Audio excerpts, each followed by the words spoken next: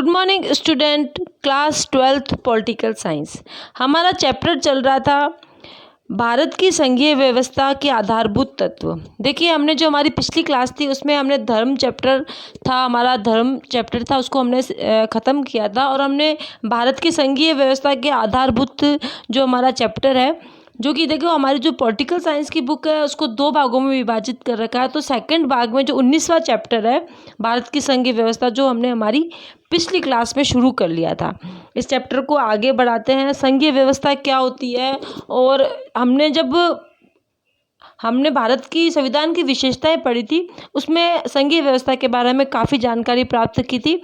और फिर भी मैंने हमारी जो पिछली क्लास थी उसमें भी मैंने बताया था कि जो भारत को अनेक राज्यों में विभाजित कर रखा है वही संघीय व्यवस्था है, अगर हम सटीक शब्दों में बोले तो। और ये जो संघीय व्यवस्था है वो हमने अमेरिका से ली है, ठीक है ना। अब देखिए, संविधान लागू होने पे भारत में केंद्रीय सत्ता में 14 राज्य प्रांतों की सत्ता स्थापित करके संघीय ढांचे के मूर्त रूप प्रदान किया गया। यानी हमारा जो भारत जब आज़ाद हुआ था, तब जब संविधान लागू हुआ था आज़ाद होने के बाद, उस समय हमारे भारत में कितने 14 राज्य थे। और फिर उसको संघीय रूप में, यानी भारत को मूल इकाई हमारी भारत रही और उसको अलग अलग राज्यों में, 14 राज्यों में या प्रांतों में हमने विभाजित कर दिया था। वर्तमान में देखिए ये गलत है, वर्तमान में 28 राज्य और 8 केंद्र शासित प्रदेश है ना। तो यहाँ पे आप 8 कर लीजिएगा और यहाँ पे 28 राज्य कर लीजिएगा, ठीक है। आपको ये कब बने थे इसके बारे में हमने हमारी जब 11th क्लास में सब जानकारी हो चुकी है, लद्दाख बनाया और जम्मू कश्मीर, इसके सब बारे में। तो आज हम अभी इसके बारे में बात नहीं करेंगे, ठीक है। अब देखिए,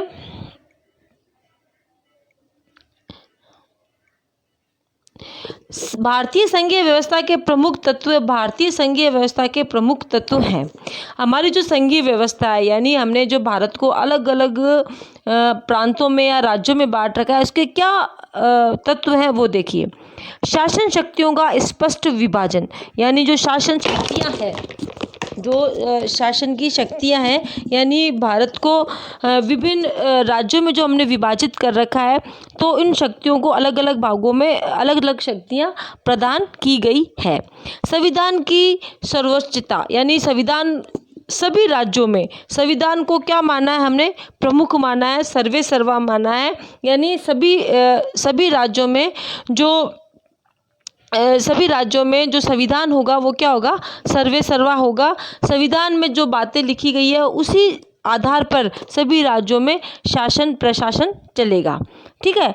निष्पक्ष व स्वतंत्र न्यायपालिका, यानी हमने जब भारत की संविधान की विशेषताएं पढ़ी थी तब हमने ये बात कर ली थी कि निष्पक्ष और स्वतंत्र न्यायपालिका है। यानी आज हम जब हमारे शासन के अंग जैसे व्यवस्थापिका, कार्यपालिका और न्यायपालिका के बारे में बात करते हैं, तो हम देखते हैं कि न्यायपालिका को हमने बिल्कुल अलग रखा है।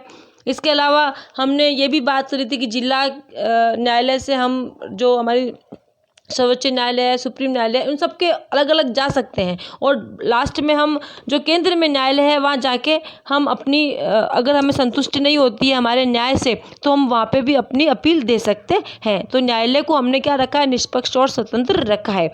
एकल नागरिकता, ये भी हम बात कर चुके हैं जब हमने भारत की संविधान की विशेषताएं पढ़ी थी तब, कि हम एकल नागरिकता, ये नहीं है कि हम राजस्थान के नागरिक हैं और फिर भारत के नागरिक हैं, नहीं, हम सिर्फ भारत के ही नागरिक हैं। हम महाराष्ट्र के, गुजरात के नागरिक नहीं हैं, राजस्थान के नागरिक नहीं हैं, हम भारत के नागरिक हैं। फिर उसके बाद में आती है केंद्रीय व्यवस्थापिका में राज्यों का सदन, राज्यसभा।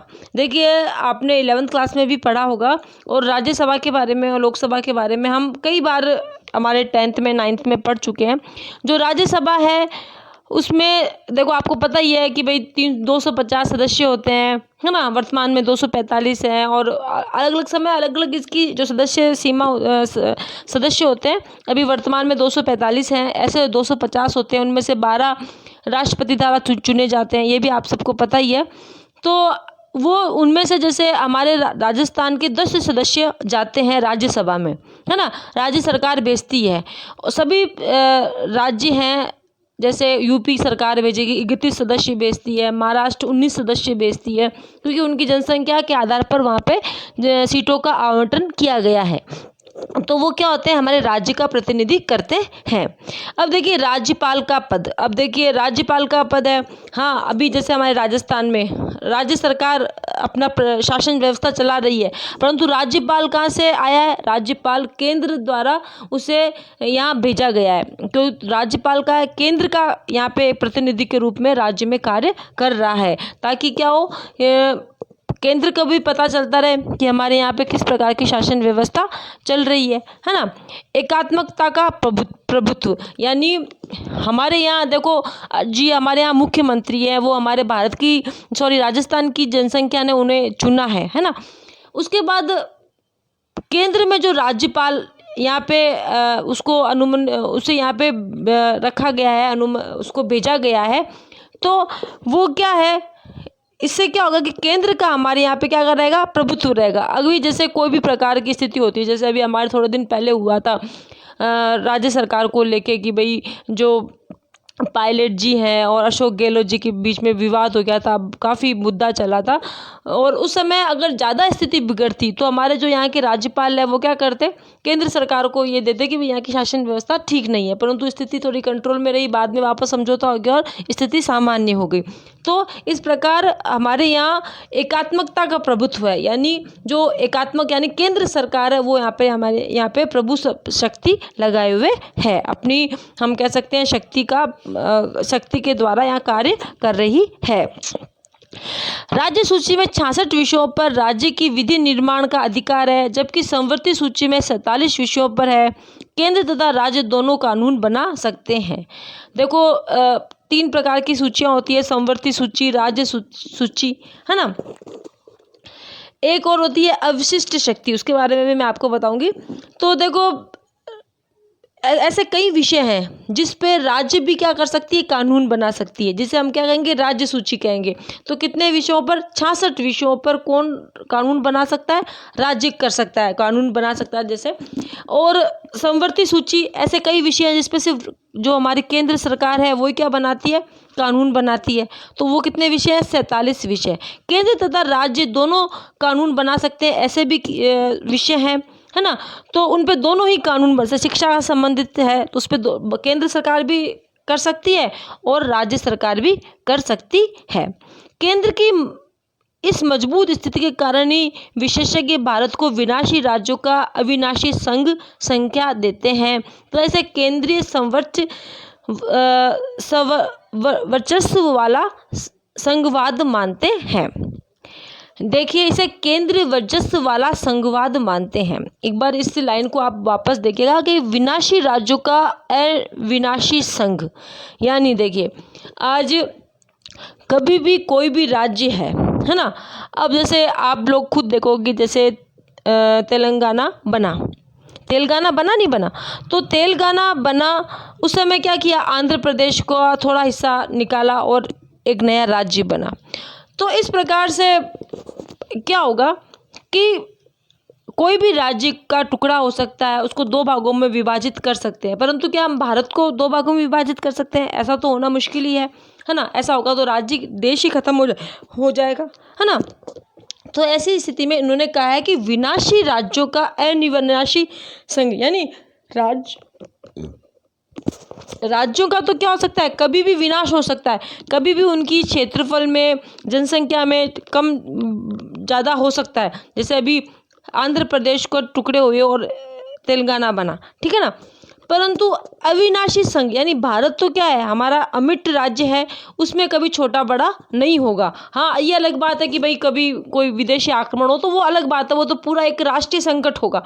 तो इस प्रकार से केंद्र की स्थिति को यहाँ पे मजबूत बताया गया है। जैसे अमेरिका में क्या है, ये जो संघवाद जो चीज़ ली गई है हमारे संविधान में, वो अमेरिका से ही ली गई है ना। परंतु वहाँ पे क्या है, वहाँ राज्यों को बहुत ज़्यादा शक्तियाँ प्रदान है, वो बहुत ज़्यादा प्रबल है।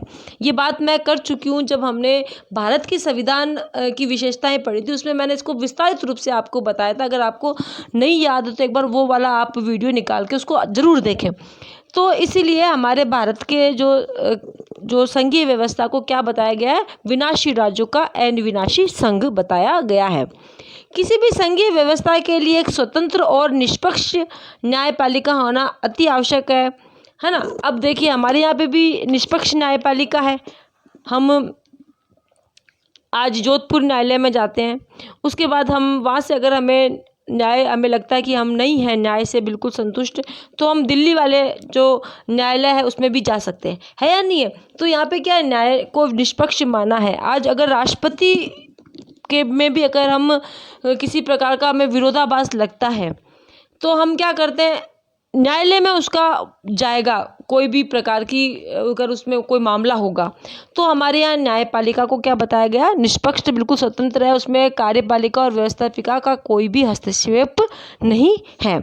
भारतीय संघवाद के अंतर्गत संविधान की सर्वोच्चता को स्थापित किया गया है। यानी ये बात अभी पहले भी आई थी और अभी भी मैं बता रही हूँ कि जो भारतीय संघवाद है उसमें क्या किया गया है, संविधान की सर्वोच्चता, यानी जो संविधान में लिखा है वही बिल्कुल अमिट है, चाहे वह केंद्र के लिए हो चाहे वो राज्य के लिए हो। और सभी राज्यों में, चाहे वो गुजरात है, महाराष्ट्र है, कर्नाटक है, तमिलनाडु है, केरल है, यूपी है, एमपी है, सभी में वही संविधान को सर्वोच्च माना है। भारत में केंद्र तथा राज्य दोनों ही संविधान से अपनी शक्ति प्राप्त करते हैं। आज देखो ये बात अभी जस्ट मैंने बोली है कि चाहे केंद्र है चाहे राज्य है, कार्य वो कैसे करेंगे, संविधान के आधार पर। संविधान में जो लिखा है उसी के आधार पर कार्य होगा, चाहे केंद्र है चाहे राज्य है। अमेरिकन संघवाद के विपरीत भारतीय विविधता के कारण ही संपूर्ण देश के लिए केवल एक ही संविधान की व्यवस्था की गई है। देखो जो अमेरिका का संघवाद है उसमें देखो फेडरलिज्म शब्द आया है। इसके अंतर्गत क्या, अलग अलग राज्य का भी अपना एक संविधान बना रखा है, उसके हिसाब से वो कार्य कर रहे हैं, है ना। जैसे अमेरिका में 50 राज्य है, 50 राज्य, तो 50 राज्य अपना अपना अलग, उनको बहुत ज़्यादा फ्रीडम दी गई है, शक्तियाँ दी गई है ना। तो इसके विपरीत हमारे यहाँ क्या है, हमारे यहाँ संपूर्ण देश का सिर्फ एक ही संविधान है। वहाँ उन्होंने अलग अलग संविधान बना रखे हैं, परंतु हमारे संपूर्ण देश का एक संविधान है और उस संविधान के अंतर्गत ही चाहे केंद्र है चाहे राज्य है, शासन स्थापित कर रखा है और वहाँ की शासन व्यवस्था चला रहे हैं। अब देखिए पारस्परिक संघीय व्यवस्थाओं के विपरीत भारतीय संघवाद में संपूर्ण देश के लिए एकल नागरिकता की ही प्रावधान है। ये बात अभी पहले भी हम कर चुके हैं कि हम सिर्फ क्या है, भारत के नागरिक हैं। हम ये नहीं कि भाई हम महाराष्ट्र है, गुजरात है, तमिलनाडु है या यूपी, एमपी, बिहार, इनके नागरिक नहीं है। हम किसके नागरिक हैं, हम सिर्फ भारत के ही नागरिक हैं, क्योंकि हमारे यहाँ केंद्र सर्वे सर्वा है और उसके अंडर में ही हम जो राज्य के, हाँ कुछ शक्तियां हैं जो कि राज्य को भी प्राप्त है, परंतु एकल जो नागरिकता जो दी गई है उसके अंतर्गत हमारा भारत सर्वे सर्वा, यानी जो हमारा केंद्र शासन व्यवस्था है वो सर्वे सर्वा है। भारतीय संघवाद को सुदृढ़ करने के लिए केंद्रीय व्यवस्थापिका अर्थात संसद के उच्च सदन राज्यसभा को राज्य की प्रतिनिध्यात्मक संस्था के रूप में स्थापित किया गया है। अब देखिए जो हमारे संघवाद है, यानी हमारे भारत में अलग अलग जो राज्य स्थापित किए गए हैं, उसको बिल्कुल मजबूत करने के लिए हमारी जो केंद्रीय व्यवस्थापिका है, जिसका जो उच्च सदन है कौन है, राज्यसभा है ना। राज्यसभा है को प्रतिनिधित्व कौन के रूप में कार्य करी है। जैसे अभी मैंने आपको कहा था कि भाई यूपी से 31 सदस्य राज्यसभा में जाते हैं, है ना। फिर राजस्थान से कितने सदस्य, 10 सदस्य राज्यसभा में जा रहे हैं। तो वो वहाँ पे केंद्र में क्या कर रहे हैं, हमारे राज्यों का प्रतिनिधि कर रहे हैं। आज जैसे हमारे राजस्थान के 10 सदस्य जो कि राज्यसभा में बैठे हैं, वो हमारे राज्य का भी एक प्रकार से प्रतिनिधि कर रहे हैं, नहीं कर रहे हैं। इस प्रकार से इससे क्या होगा, हमारा जो संघवाद है वो क्या होगा, मजबूत होगा। राज्यपाल केंद्र द्वारा नियुक्त होकर राज्य में केंद्र के प्रतिनिधि के रूप में कार्य करता है। ये बात हम पहले भी कर चुके हैं कि आज राज्यपाल है वो कहाँ से नियुक्त हुआ, केंद्र से हुआ, केंद्र नियुक्त कर रही है। हम जब राज्यपाल, मुख्यमंत्री इनके बारे में पढ़ेंगे तो उनका विस्तार से बताएंगे कि किस प्रकार राज्यपाल का नियुक्ति होती है, किस प्रकार मुख्यमंत्री नियुक्त होता है, और सब पता है आप लोगों को, आपने पढ़ा है 11th में भी, 9th में, 10th में, सब में ये चीज़ें आ चुकी है। तो आज राज्यपाल है उसको किसने नियुक्त किया, उसको नियुक्त किया है केंद्र ने, और वो राज्य में केंद्र के प्रतिनिधि के रूप में कार्य कर रहा है। सशक्त केंद्र वाले भारतीय संघवाद ने वस्तुतः भारत की एकता अखंडता का कायम रखने में महत्वपूर्ण भूमिका निभाई है। अब देखिए, ऊपर हमारा जो केंद्र है वो बिल्कुल शक्तिशाली है, सशक्त है, और भारत का जो 28 राज्य हैं और 8 केंद्र शासित प्रदेश हैं उनको अलग अलग भागों में विभाजित कर दिया, उनको अपनी अलग अलग शक्तियां दी गई है। परंतु मेन जो हम कह सकते हैं डोर किसके पास है? केंद्र के पास में। इससे क्या होगी? हमारी देश की एकता और अखंडता क्या रहेगी? कायम रहेगी। और ऐसे नहीं कि भाई थोड़ा सा विवाद होते ही भाई महाराष्ट्र बोलते मैं तो अलग हो रहा हूँ, मैं तो भारत में नहीं रहूँगा, गुजरात बोलते कि भाई मैं अलग हो रहा हूँ, राजस्थान बोलते मैं अलग हो रहा हूँ। इस प्रकार नहीं है, वो सब शक्तियाँ प्राप्त है, परंतु एकता जो सशक्त कौन है, मजबूत कौन है? केंद्र है। ज़्यादा शक्तियाँ किसके पास है? केंद्र के पास है। इस कारण हमारे देश में क्या रहेगी? एकता और अखंडता बनी रहेगी। अब देखिए, ये थोड़ा सा और विस्तृत है टॉपिक। ये देखिए, एकात्मक लक्षण भारतीय संविधान को एकात्मक रूप देने वाले प्रमुख लक्षण निम्न हैं। यानी ऐसे कई लक्षण हैं जो क्या है? संघवाद का रूप है। जैसे क्या था कि भाई हमारे यहाँ उनकी राज्य सूची दे रखी है हमने, है ना, और उनको भी कई प्रकार की शक्तियाँ प्रदान की गई है, राज्यसभा में हमारे सदस्य हैं, है ना। तो उसी प्रकार से ऐसे कई चीज़ें हैं, ऐसे कई लक्षण हैं जो कि सिर्फ ऐसे बताते हैं कि एकात्मक यानी हम भारत के ही वासी हैं। क्या क्या है वो? एक संविधान है, पूरे देश का क्या है? एक संविधान है। एक क्या है? अवशिष्ट शक्ति। अवशिष्ट शक्ति क्या होती है? कि ऐसी चीज़ें जो कि न तो संवर्ती सूची में आती है न राज्य सूची में आती है। अब जैसे कोई एक ऐसी सूची है जो ऐसा कोई विषय आ जाए न कि राज्य सूची में आ रहा है न संवर्ती सूची में आ रहा है, तो उसे बोलते हैं अवशिष्ट शक्ति। तो उस पर केंद्र सरकार क्या करती है? तुरंत उसके ऊपर कोई कानून और नियम बना के उनको लागू करती है। जैसे अभी जैसे रेल है, शिक्षा है, जल है, उनको अलग अलग सूचियों में विभाजित कर रखा है हमने। जैसे हमने कहा था 66 सूची उनकी, 66 विषय उनके हैं, 24 विषय उनके, हमने ये बात करी थी अभी। तो ऐसा कोई भी विषय आ जाए जो दोनों में नहीं हो, तो फिर उस पर केंद्र ही अपना क्या करेगी? कानून और नियम बनेगी। संविधान में संशोधन, अब संविधान में संशोधन करने का अधिकार किसको प्राप्त है? केंद्र में जो लोकसभा है, राज्यसभा, उन्हीं को ही प्राप्त है। शक्तियों का भी विभाजन कर रखा है हमने। कुछ शक्तियां हमने राज्य को दे रखी है, और परंतु कुछ शक्तियां किसके पास है? सिर्फ केंद्र के पास ही है। एकल नागरिकता है।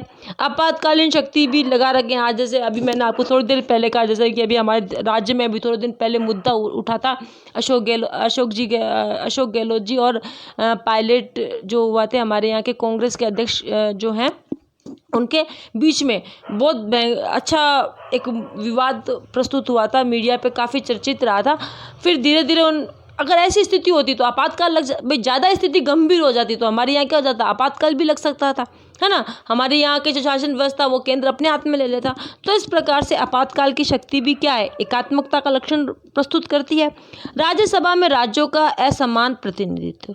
जैसे अभी मैंने आपको कहा था कि भाई जैसे यूपी के 31 सदस्य हैं जो कि राज्यसभा में जाते हैं, हमारे राजस्थान के 10 सदस्य जाते हैं। तो एक तो क्या है? जनसंख्या के आधार पर सीटों का क्या है? आवंटन है। तो असमान प्रतिनिधित्व भी है। प्रारंभिक बातों में एक रूपता, जैसे जो भी ये बातें हैं उनमें सब क्या है? एक रूपता है। जैसे एक संविधान है, अवशिष्ट शक्तियाँ, सब में एक रूपता है।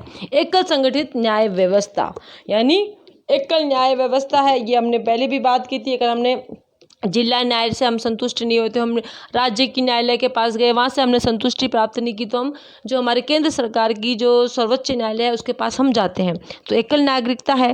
राज्यों का पृथक अधिकार नहीं, यानी राज्यों को कोई अधिकार नहीं है कि भाई राजस्थान, हमारे राज्य को ये अधिकार है कि भाई हमने कोई ऐसा कार्य कर लिया जो कि केंद्र के कंट्रोल में नहीं है। राज्य को कोई अधिकार प्राप्त, पृथक से अधिकार प्राप्त नहीं है कि भाई राजस्थान को ये अधिकार प्राप्त है, महाराष्ट्र को ये अधिकार है, यूपी को ये है, या हरियाणा को ये अधिकार प्राप्त है। इस प्रकार के अधिकार प्राप्त नहीं है। सभी को समान अधिकार प्राप्त है।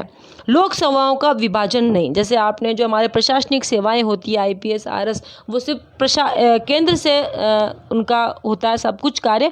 तो लोक सेवाएं भी क्या है? हमारे कोई विभाजन नहीं है। सीमाओं में परिवर्तन हेतु राज्यों की सहमति अनिवार्य नहीं है।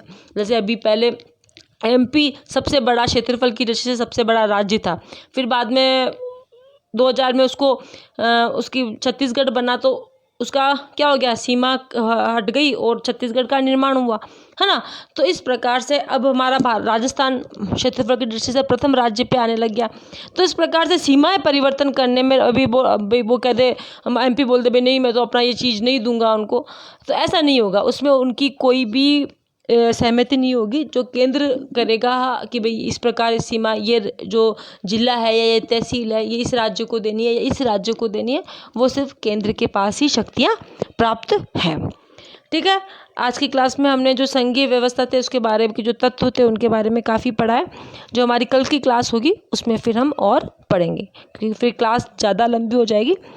तो आज की क्लास में इतना ही। जब तक के लिए धन्यवाद।